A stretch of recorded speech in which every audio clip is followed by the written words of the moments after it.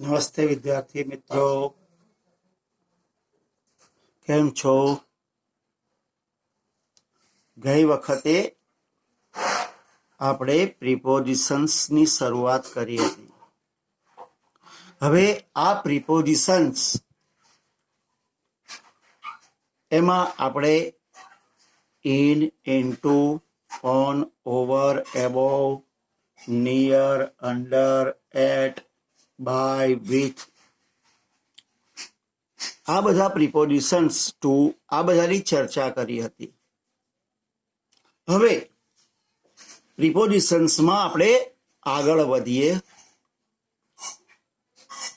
આપણું આગળનું પ્રિપોઝિશન્સ છે ઓફ. એનો મતલબ થશે નો, ની, નું, ના અથવા થી. માલિકીના સંદર્ભમાં નો, ની, નું, ના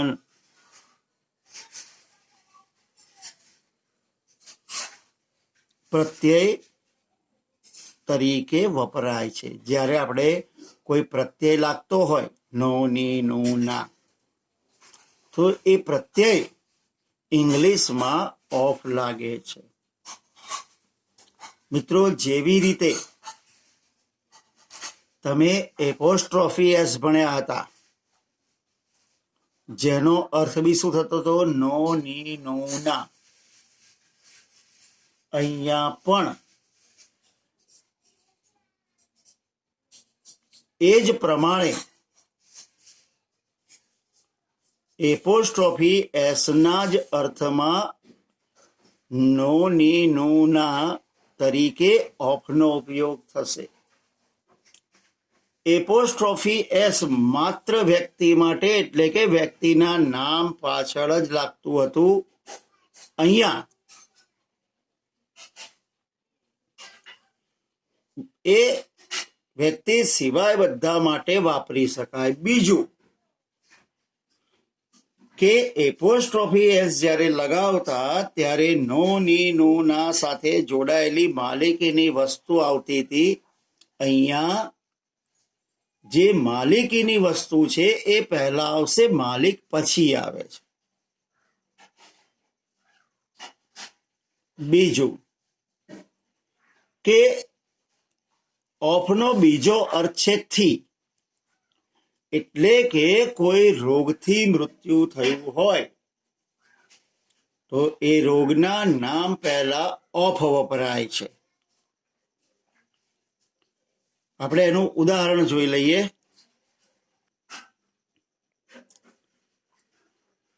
ધ પીપલ ઓફ ઇન્ડિયા, ભારતના લોકો. માલિક અહીંયા ઇન્ડિયા થાય અને ભારતના તો નો, ની ના સંદર્ભમાં ઓફ, પીપલ પહેલા આવ્યું. ધ પીપલ ઓફ ઇન્ડિયા, ભારતના લોકો સેલિબ્રેટ દિવાળી વિથ ગ્રેટ જોય, ખૂબ આનંદથી દિવાળી ઉજવે છે. એટલે અહીંયા ભારતના લોકો નો, ની, નું, ના માટે ઓફનો ઉપયોગ થયો. સેમ એવી રીતે હી ડાઈડ ઓફ કેન્સર, તેનું કેન્સરથી મૃત્યુ થયું, એટલે કે કોઈ રોગથી મૃત્યુ થયું, એના માટે ઓફનો ઉપયોગ કર્યો. હવે એના પછીનું પ્રિપોઝિશન્સ છે ફોર. હવે અહીંયા ફોરના અલગ અલગ અર્થ જોઈએ. ફોર એટલે માટે પણ થાય, ફોર એટલે કારણ કે પણ થાય, ફોર એટલે થી પણ થાય. ત્રણ અલગ અલગ અર્થ. જેવા સંદર્ભમાં તમે એને વાપરો એ મુજબ એનો અર્થ થાય. સૌથી પહેલી વાત કરીએ માટે. એટલે કે કોઈના માટે કંઈક એવું દર્શાવવા માટે. એટલે કે દાખલા તરીકે આપણે એમ કહીએ કે ભાઈ હું તમારા માટે લાવ્યો, તો ધેટ મીન્સ એ માટે, એ સંદર્ભમાં આપણે ઉપયોગ કરીશું ફોરનો. સેમ એવી રીતે કારણે, જેવી રીતે બીકોઝનો ઉપયોગ કરીએ છીએ, એવી જ રીતે કારણ માટે પણ ફોરનો ઉપયોગ કરવામાં આવે છે. આ ઉપરાંત કોઈ પરિસ્થિતિ કે કારણ માટે એવું સૂચવવા માટે પણ ફોરનો ઉપયોગ થાય છે. પછી મેં કહ્યું એમ કે થી. હવે એ થી એ સમયના સંદર્ભમાં વપરાય છે. એટલે કે કોઈ સમયથી, એટલે કે જ્યારે કોઈ સમયગાળા માટે, કોઈ ચોક્કસ સમય નહીં પરંતુ સમયનો ગાળો, જેમ કે દાખલા તરીકે 2 વર્ષથી, 1 મહિનાથી, અઠવાડિયાથી, 2 કલાકથી, ધેટ મીન્સ આખો જ્યારે સમયનો ગાળો આપવામાં આવ્યો હોય ત્યારે એવું સૂચવવા માટે આપણે ફોરનો ઉપયોગ કરીએ છીએ. એટલે કે કોઈ સમયગાળાથી ક્રિયા થઈ રહી છે કે થઈ રહી હતી, તો એવા સંદર્ભમાં તમે ફોરનો ઉપયોગ કરી શકો છો. હવે એના કેટલાક એક્ઝામ્પલ જોઈ લઈએ. સૌથી પહેલા, સી બોટ અ ટોય. તેણે એક રમકડું ખરીદ્યું. હવે ફોર હર બ્રધર, તેના ભાઈ માટે. તો આ માટે થયું. તેણે તેના ભાઈ માટે રમકડું ખરીદ્યું. મીન્સ કે ક્રિયા કોના માટે થઈ? તો કે તેના ભાઈ માટે. એટલે એ માટેના સંદર્ભમાં ફોરનો ઉપયોગ થાય છે. કોઈના કારણે, જેમ કે Gandhiji died for noble cause. Noble cause એટલે ઉમદા કાર્ય. એટલે કે ગાંધીજી ઉમદા કાર્ય માટે મૃત્યુ પામ્યા.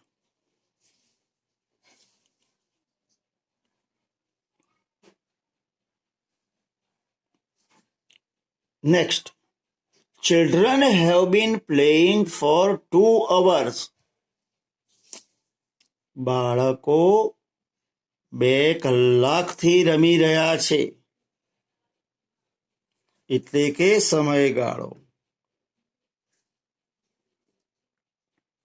એટલે કે સમયગાળો દર્શાવવા માટે અહીંયા ફોરનો ઉપયોગ કર્યો. 2 કલાકથી means for 2 hours.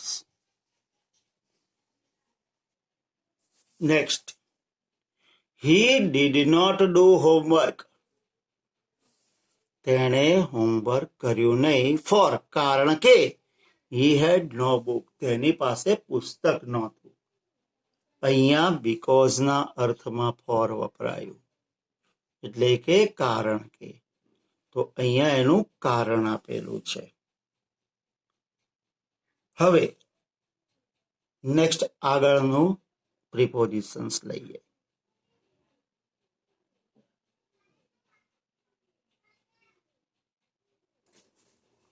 Since. Since એટલે કારણ કે અથવા થી. હવે જ્યારે કોઈ ચોક્કસ સમયથી ક્રિયા થઈ રહી છે કે થઈ રહી હતી એવું દર્શાવવા માટે સિન્સનો ઉપયોગ થાય છે. જો હવે આપણે જ્યારે આગળ ફોર જોયું, એ ફોરનો અર્થ પણ થી હતો.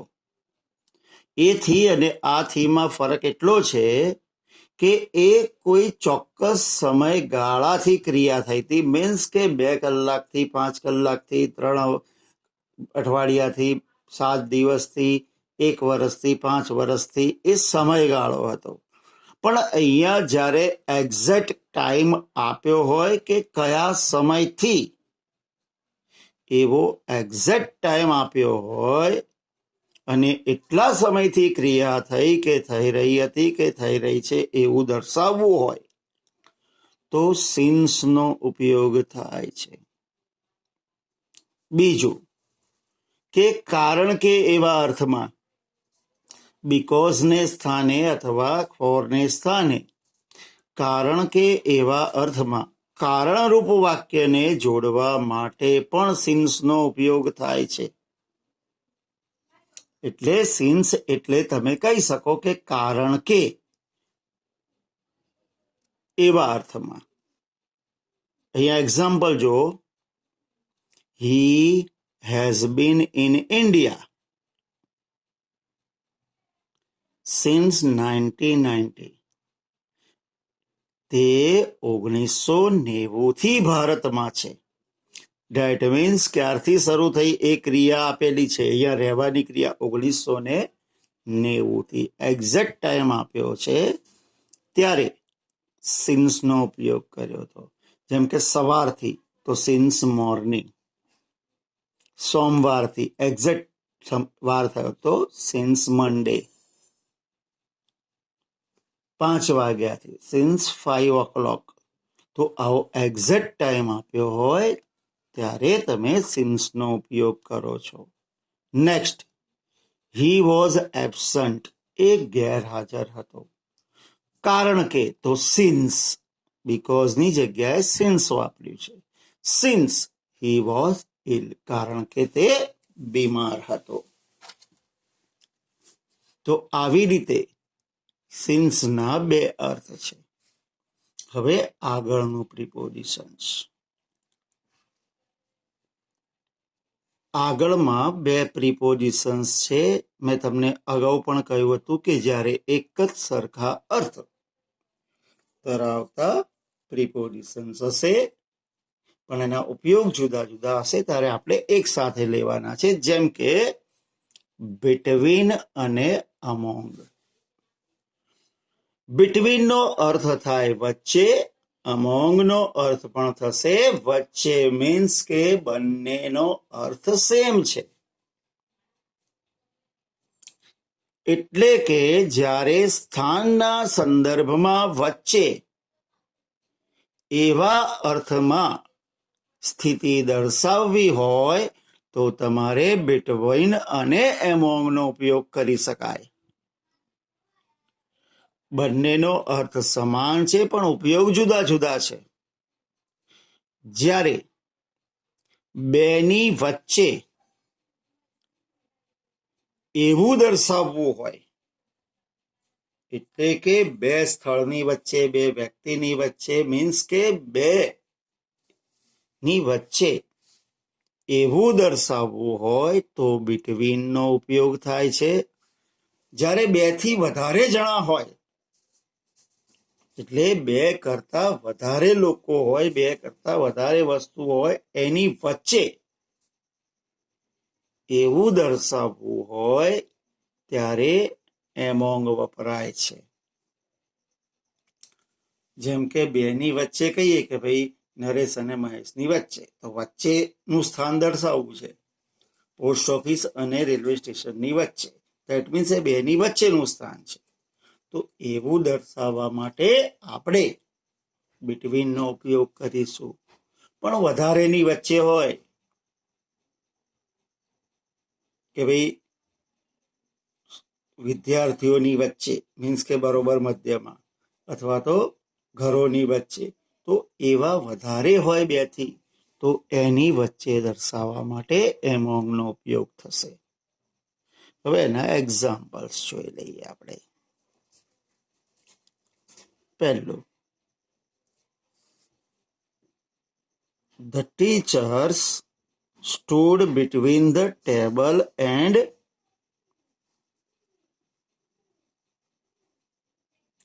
chair. The teacher stood between table and chair. શિક્ષકનું સ્થાન બતાવ્યું. શિક્ષક ઉભા હતા કયા સ્થાને? ટેબલ અને ખુરશી. એક બાજુ ટેબલ ને એક બાજુ ખુરશી ને વચ્ચે શિક્ષક ઉભા હતા, એટલે બેની વચ્ચે. તો એના માટે આપણે between નો ઉપયોગ કર્યો. The teacher stood between the table and chair.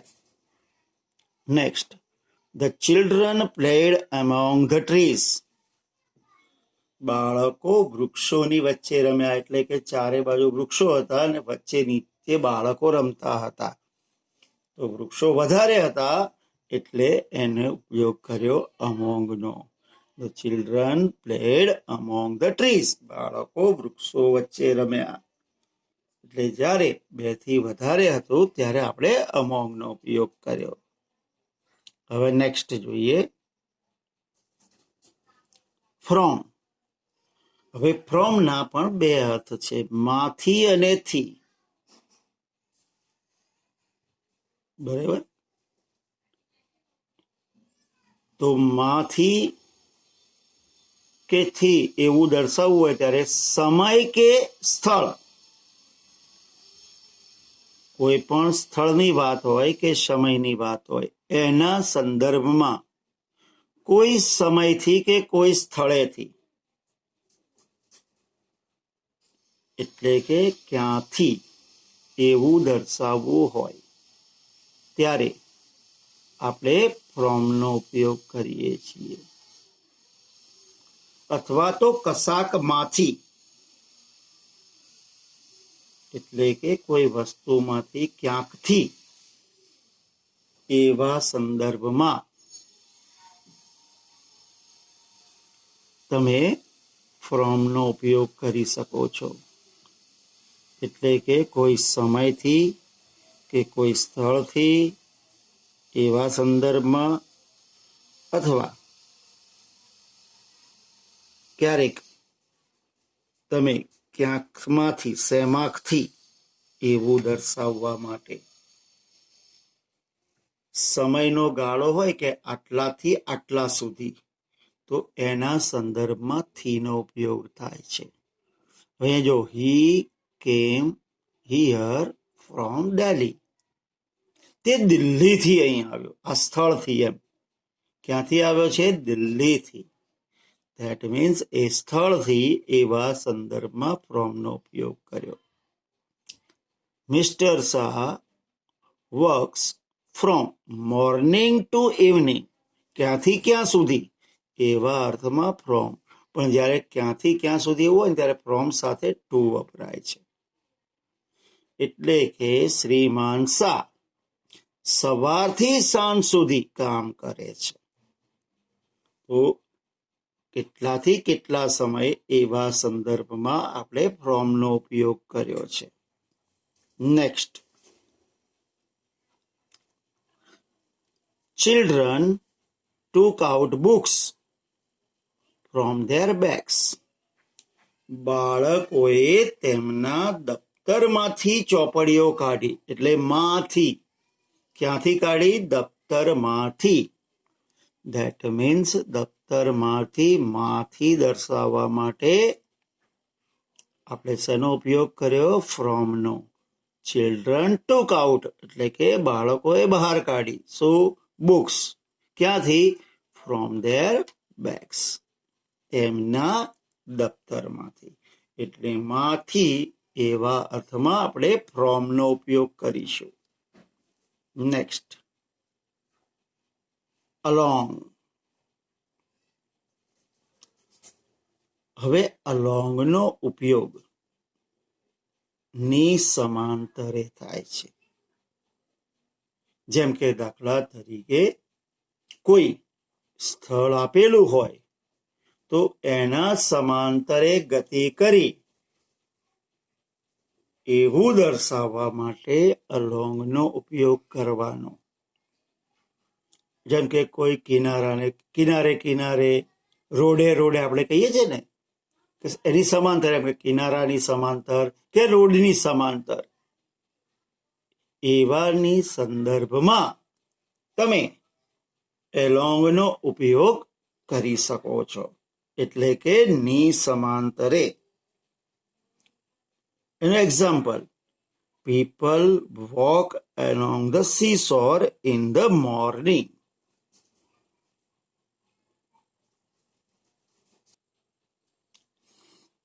તો along the seashore એટલે દરિયા કિનારે, મીન્સ કે દરિયા કિનારાની સમાંતરે. people walk along the seashore in the morning. લોકો સવારમાં દરિયા કિનારે ચાલે છે, મીન્સ કે દરિયા કિનારાની સમાંતરે. Next, across. અક્રોસનો અર્થ થાય પેલે પાર, ઓળંગવાના સંદર્ભમાં. ઓળંગીને પેલે પાર એવું હોય ત્યારે આપણે એક્રોસનો ઉપયોગ કરીશું. રસ્તો કે પ્રવાહ કે ભીડ એ વગેરેમાંથી પસાર થઈને પેલે પાર, એટલે કે રસ્તો ઓળંગી જવો, ભીડ ઓળંગીને, કાં તો કોઈ પ્રવાહ ઓળંગીને પેલે પાર જવું, એવા અર્થમાં તમારે એક્રોસનો વિયોગ થાય છે. જો he ran across the road, તે દોડીને રસ્તો પાર કરી ગયો, એવા અર્થમાં પાર કરી જવું, એટલે કે તે દોડીને પેલે પાર ગયો. તો આવા અર્થમાં તમે એક્રોસનો ઉપયોગ કરી શકો છો. હવે નેક્સ્ટ, અપ. અપ એટલે ઉપર તરફ. તો ઉપર તરફની ગતિ સૂચવવા માટે શેનો ઉપયોગ થાય છે? અપનો ઉપયોગ થાય છે. કે ઉપર તરફ ગતિ, જ્યારે કોઈ ગતિ દર્શાવતું ક્રિયાપદ હોય એની સાથે અપ લગાવો એટલે એ ઉપર તરફની દિશા ગતિ સૂચવે છે.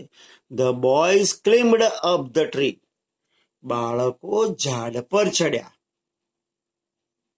એટલે કે ક્લિમ્બડ અપ એટલે કે ઉપર ચડવું, ક્લાઇમ્બડ એટલે ચડવું, પણ એ ઉપરની ગતિ દર્શાવવા માટે આપણે અપનો ઉપયોગ કર્યો.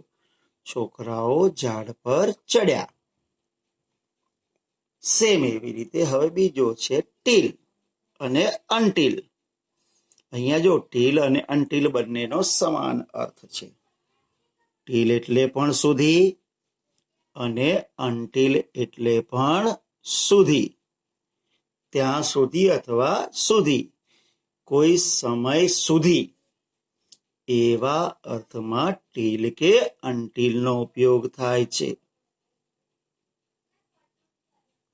હવે જ્યારે વાક્ય હકાર હોય ત્યારે ટીલ અને નકાર અર્થમાં હોય તો અનટીલનો ઉપયોગ થાય છે.